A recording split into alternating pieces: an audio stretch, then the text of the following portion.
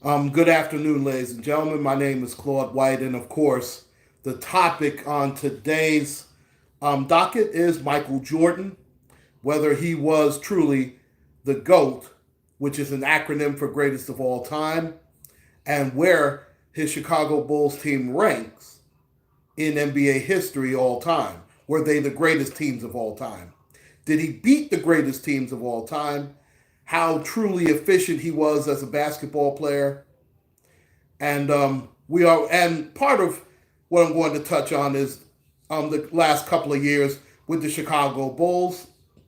Now, I'm not going to deal at all with the Washington Wizards years.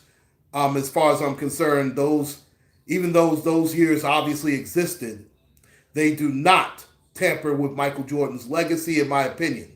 My opinion remains that his legacy is solely based on the years with the Chicago Bulls, which was from 1985 to 1998. Again, I'm not touching the Wizards years.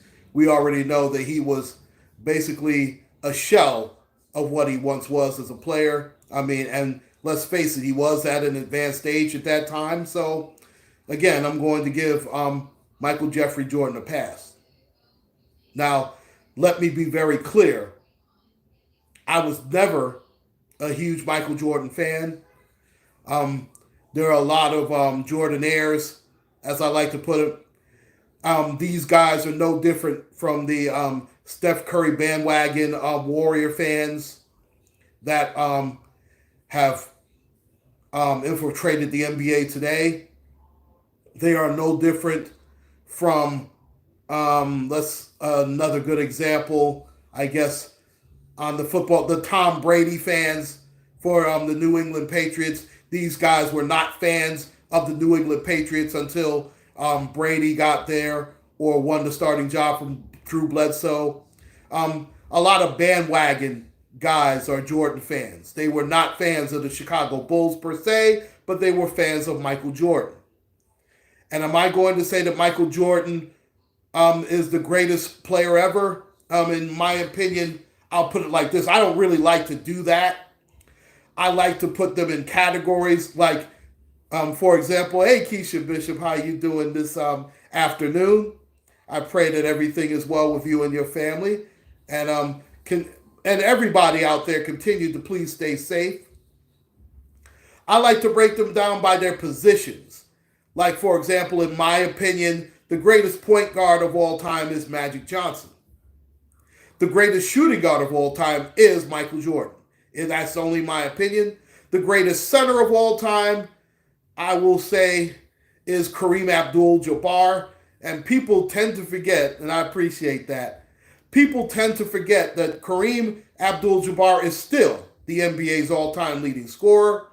He has as many MVPs as Michael Jordan during the regular season. I understand that Jordan has more MVPs in the playoffs, in the finals, excuse me. But Kareem Abdul-Jabbar is the greatest center, in my opinion, of all time. The power forward position is a little dicey. Um, I'm going to give it to Tim Duncan. It's very close, but I would give it to Tim Duncan if you're talking about the past NBA up until the 3-point shot. I mean, you can make a case if you want for Kevin Garnett. You can make an even bigger case for a guy like Charles Barkley, who was a much better all-around player than Tim Duncan. But Tim Duncan was a better defensive player, which is why I'm going to give the nod to Tim Duncan. Now, the greatest small forward, I'm a little bit torn because on the one hand, I would love to choose LeBron James, and especially in today's NBA. But I am going to, I know I might shock a few people. I think Larry Bird was the better. He was the much better offensive player, much better closer. Now LeBron is a better defensive player. They're the same type of player as far as passing the basketball and as far as basketball IQ. But if I want a bucket, I trust Larry Bird to get me that bucket better than LeBron James. And I definitely trust Larry Bird at the foul line much more than I do LeBron James in a big spot. So begrudgingly, and trust me, being an old Laker fan back in the days with Kareem, Magic, I even go back to the days of Jamal Wilkes. I have to choose Larry Bird if I'm going to have a starting five. Now, that might hurt me on the defensive end because Bird was pretty slow, but I figure with shot blockers like Kareem and Tim Duncan, that would sort of take up the logjam in the middle there if they decide to drive past those guys. And I have to look at it from an offensive standpoint as well. Now, those are my starting five, but of course, let me go back to Michael Jeffrey Jordan. I saw his entire career starting when he was a freshman, at North Carolina. The man on that team, and he'll be the very first one to tell you that, was of course Big Game James Worthy, who later won a Finals MVP himself with the LA Lakers. He was like the third option on that team when he was a freshman. And of course, they did have a pecking order. And especially with North Carolina, you sort of had to earn your way. They played that four corners game. This was before the shot clock era. And Worthy was sensational. People shortchange how great James Worthy truly was as a player. Sam Perkins was also an All-American on that team. Jimmy Black was the point guard on that team. That was a very stacked Carolina team that squeaked by Georgetown. Everybody remembers Michael Jordan's great shot, and it was a big shot, the first of many that he would sink, obviously, in his basketball career. But James Worthy was the man in that game. James Worthy carried that team to the championship, and he was the NCAA championship MVP.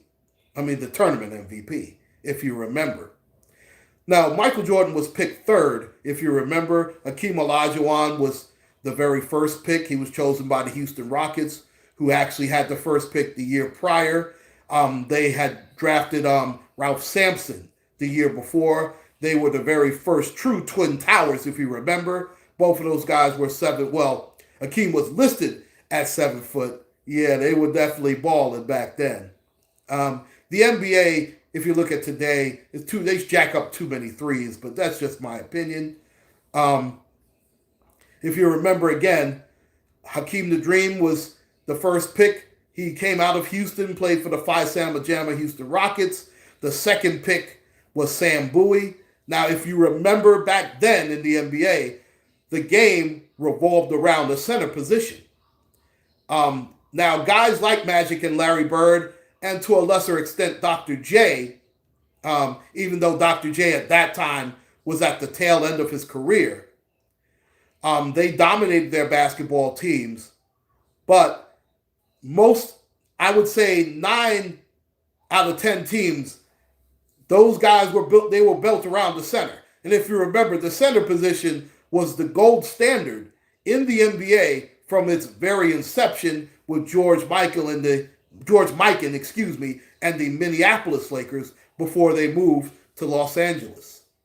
I mean, he was the very first big man. Then, obviously, Wilt Chamberlain, who still holds many records in the NBA record books, and he still has that 100-point game. I don't think you'll ever see that again. I remember Kobe, of course, having the 81-point game, and that was extraordinary. You had guys, of course, like Kareem Abdul-Jabbar. You had guys like Willis Reed, David Robinson, later Hakeem Olajuwon, and David Robinson would have big feuds in the Western Conference. There were so many great centers back then. And in fact, you could make a case, that's why many people make the case that Kareem is still the greatest player of all time, because of the competition that he had to go up against. When he came into the league, he had to go up against guys like Wilt Chamberlain, Willis Reed, Walter Bellamy, Nate Thurman, later on Bob Lanier.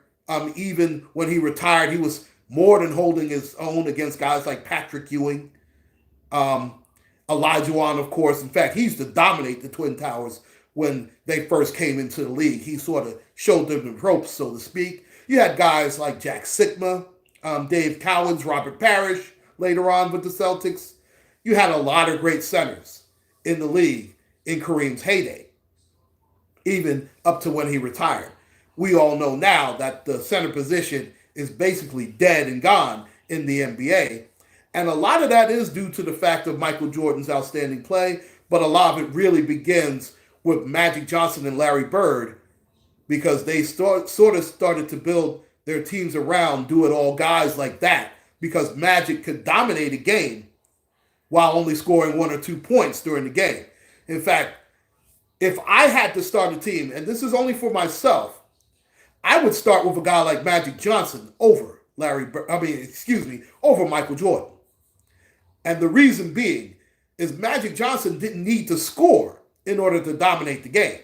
Now, I understand that Michael Jordan was a much better scorer than Magic. Magic was a much better passer than Jordan. Jordan was the better defensive player. I'll give you that. It's not even close. But Magic was a much better rebounder. And if you remember, they couldn't guard each other. In fact, they switched to Scottie Pippen guarding Magic Johnson later on in the finals. That, along with James Worthy's injury, changed the finals. Now, if you definitely remember that finals, and that was Magic's final full season with the Lakers before he made his comeback, and that was a little skewed also. That Laker team had no business in the finals. No business whatsoever. In fact, that Laker team, I believe Vlade Divac was in his second year as the center. Michael Thompson was just about finished. Michael Cooper wasn't even on the Lakers. See, the real Showtime Lakers, if you are a true basketball fan, there are only 3 guys with 5 rings during the Magic era. And it is fair to call it the Magic era because Kareem did not win a championship in LA until Magic got there. And he is obviously one of the 3 guys who have all 5 championship rings with that Laker dynasty. Magic Johnson, Kareem Abdul-Jabbar, and Michael Cooper were the 3 mainstays of that LA dynasty. And they were the 3 most integral parts of the Lakers. And if you remember, and real Laker fans do remember this, Michael Cooper was the guy, even though he gave up 4 inches and about 50 pounds, he was the guy that had to guard Larry Bird during clutch times, which was the last 5 minutes of the game. And he would be more than likely the guy that they would put on Michael Jordan. Now, I'm not going to sit up here and tell you that Michael Cooper would have shut down Michael Jordan. I'm not that naive. But Michael Jordan would have had to have earned his high 20, low 30s points. He would not have shot as high a field goal percentage against him as he did against Byron Scott and later on Tony Smith. Because if you remember also, Byron Scott got hurt later in that series, and the Lakers got beat 4-1 against the Chicago Bulls. That was not the true Showtime Lakers. But Michael Jordan was he was the most efficient scorer I've ever seen outside of Kareem. Listen, nobody was more efficient than Kareem with the skyhook. But again, that was a different type of game because Kareem obviously got most of his points in the low post. Michael Jordan had the best mid-range game I've ever seen. And he could, even though his three-point percentage was not great by today's standards, they did not shoot the 3 as often as they do now. And Michael Jordan's three-point percentage was about I would say slightly below league average, but it was definitely it was good enough. And remember, he would have games, and if you remember, obviously the Portland game where he hit 7 threes, which was a finals record. I don't know if it still is, but Jordan definitely could get hot from 3. He was not a consistently great three-point shooter, but he was more than good enough from three-point land. As I mentioned before, I want to say he was the best two-way guard I've ever seen. And that's where, if you want to make your argument about Michael Jordan being the greatest ever, you make it there. You make it as he's the greatest two-way player that the league has ever seen. And I tell you what, the second, the guy who's second, in my opinion, as far as a two-way player that I saw, I'm not going to go by guys like Bill Russell, Wilt Chamberlain, because I didn't see those guys. I did see Kareem, but that was at the tail end of his career. But Akeem Olajuwon, as far as a two-way player on the offensive and the defensive end, that was the closest to Michael Jordan that I've ever seen as far as the best two-way player of all time. Because Akeem Olajuwon was a lockdown defensive player, and obviously so was Michael Jordan.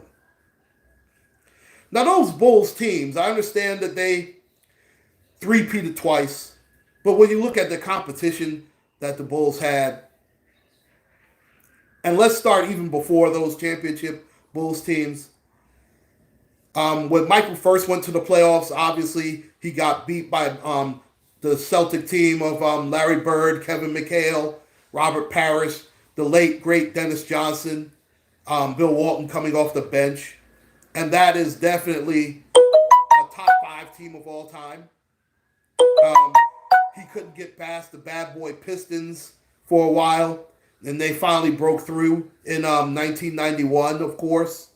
I remember the Scottie Pippen migraine game. Listen, Jordan was obviously a great player, but it took him a while to figure it out. And it also took a couple of changes. It took a Scottie Pippen to come of age. It also took Horace Grant to come of age, because Horace Grant was a very integral part of winning those 3 championships in the very first Bulls three-peat. And in my opinion, guys like Horace Grant, B.J. Armstrong, Craig Hodges, John Paxson, those guys do not get enough credit as far as I'm concerned. I mean, nobody, even guys as great as Michael Jordan, win championships by themselves.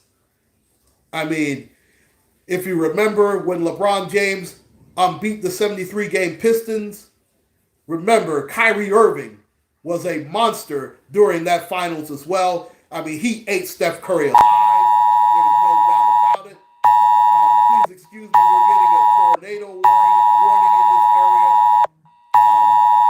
I live in New York City, and it is very rare, very, very rare to have that type of thing happen.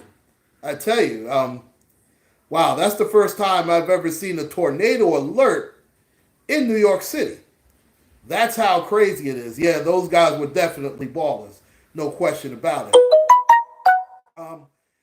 I give the Bulls credit. I mean, you obviously have to give the Bulls credit. Yeah, see, that was a different NBA because it was still a somewhat physical game. It wasn't as physical as the 80s.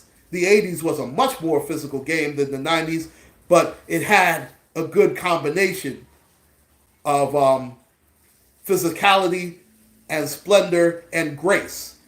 And to be honest, Michael Jordan did, I mean, he obviously wasn't a physical player, so to speak, but he held his own, obviously, against the physical competition that he took against the bad boy Pistons. And if you remember, it was mainly Joe Dumars who was guarding Michael Jordan.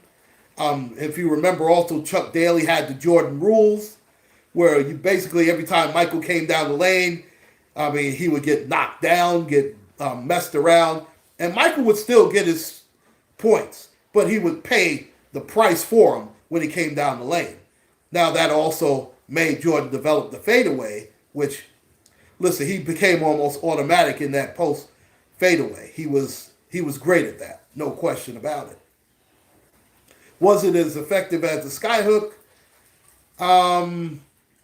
I'm going to, you know what? I'm going to give it a 50-50. But Kareem Skyhook was very, very effective. In fact, he had a much better field goal percentage.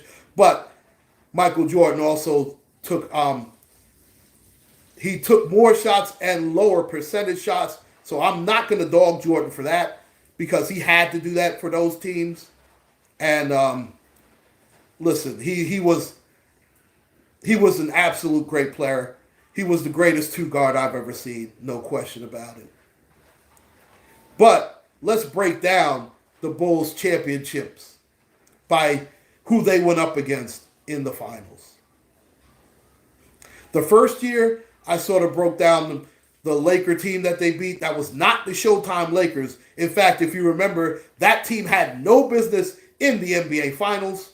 Um, to be honest, that team sort of, I don't want to say snuck in. It was Magic and James Worthy's will that got them into that game. Also, Sam Perkins was very good for that team. Orlando Woolridge, who had came in, the late Orlando Woolridge, who ironically, when Michael Jordan first came into the league, he was a teammate of his.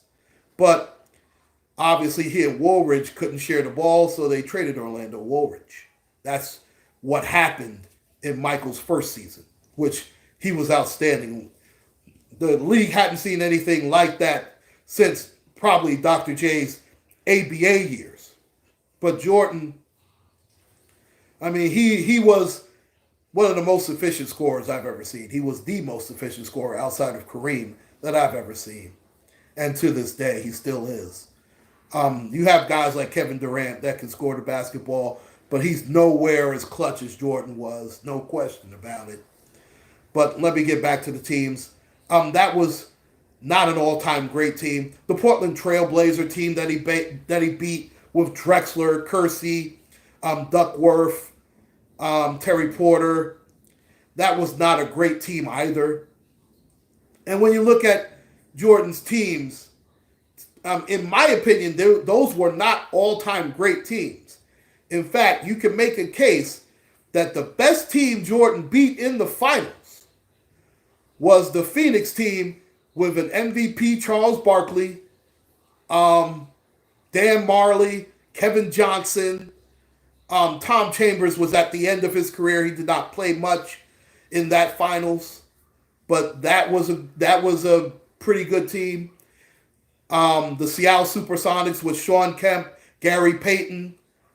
I guess Derek McKee was on that team. That was Schrempf. That was a good, not great team either. The Utah Jazz, which they beat twice with Stockton Malone, Byron Russell, Jeff Hornacek. That wasn't a great team either. I mean, look at the center, Greg Ostertag. I mean, seriously. When you look at Jordan's teams, those were very good, but not all-time great teams that he beat. Does that take away from some of the greatness? Absolutely not. But it does elevate LeBron's greatness to an extent. I'm not saying that LeBron is better than Michael Jordan. I'm not here to tell you that. I do believe LeBron is a better all-around player, but I would choose Michael Jordan over LeBron James easy. He was, Michael Jordan, a much better closer, much more efficient as a scorer. He was a much better defensive player. LeBron was a better passer. And I do think LeBron was easier to play with, not only from a basketball standpoint, but from an ego standpoint. But I do believe that Jordan was and is the better player and superior to LeBron James. I do believe that. But the one thing LeBron does have over Michael Jordan was LeBron did beat an all-time great team. Remember, he did beat the 73-win Golden State Warriors. I understand that that was before Kevin Durant, but they did break the record that Michael's own Chicago Bulls had, which was a 72-win season. Now, Michael and the Chicago Bulls did finish it off with a championship, which unfortunately the Splash Brothers did not. But they did have 3 All-Stars, obviously with Steph Curry, Klay Thompson, and Draymond Green. Now, unfortunately for LeBron, they couldn't get over the hump when it came to when Kevin Durant got on that team.